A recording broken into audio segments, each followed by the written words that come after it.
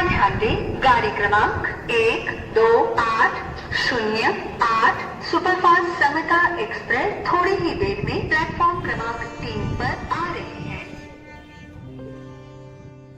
मैं बेंच पर बैठी बैठी अपने फ़ोन के बहाने घड़ी भी देख लेती। थोड़ी थोड़ी देर में अपने सामान पर भी गौर फरमा लेती। कुछ देर तक फ़ोन चलाने के बाद एक महिला अपनी बेटी के साथ आकर उसी बेंच पर बैठती हैं। उनकी बेटी कुछ 4-5 साल की लग रही थी और वो महिला कुछ 30-35 के आसपास। उनको देखकर लग रहा था जैसे वो एकदम प्रोफेशनल हो, अच्छी खासी जॉब करती हूँ। अब क्योंकि लिखती हूँ तो मेरा दिल उनके अंदर के दर्द को तलाश रहा था, पर उनके और उनकी बेटी के वो बीच की मुस्कान ने वो भी नहीं देखने दिया। उनके चेहरे पर एक सुकून की हंसी थी। मुझसे रुका नहीं गया और मैंने उनके सफ़र के बारे में बातें शुरू कर दी और फिर बातों बातों में मेरे मुंह से एक सवाल निकल गया कि आपके हस्बैंड कहाँ हैं? उन्होंने छोटी सी हंसी के साथ गहरी सांस ली। उस तेज रफ्तार से मालगाड़ी के जाते हुए भी माहौल में कुछ सन्नाटा था। उन्होंने कुछ देर बाद बोला कि मैंने शादी नहीं की। अब मैं शांत थी। पहले तो यही सोच रही कि शादी नहीं की और फिर ये बच्ची। बहुत सवाल थे, पर कुछ पूछती इससे पहले ही उन्होंने अपनी जिंदगी के कुछ पलों को बताना शुरू कर दिया। वो कहती हैं कि मैं एक शख्स को बहुत समय से जानती थी।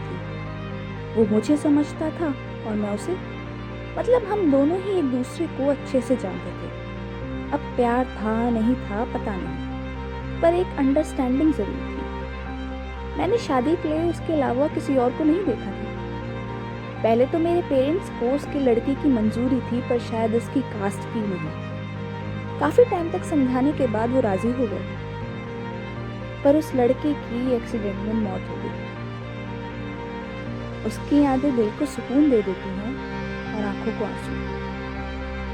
थोड़े टाइम बाद मेरे माँ बाप ने मुझे शादी के काफ़ी सजेशंस दिए।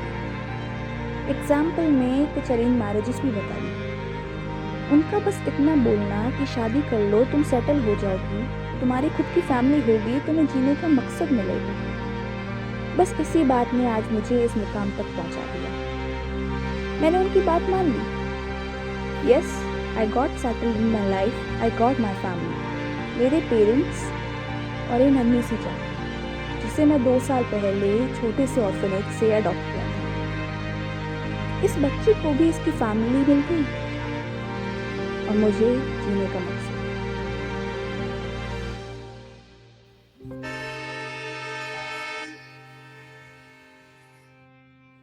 उनकी कहानी सुनने के बाद ही मुझे उनके चेहरे पर वो सुकून भरी मुस्कान की याद आ गई। टाइम कब बीता पता ही नहीं चला और उनके और मेरे बीच बातों का सिलसिला खत्म हो गया। पर उनकी उस दास्तान ने मुझे एक चीज़ ज़रूर समझा दी।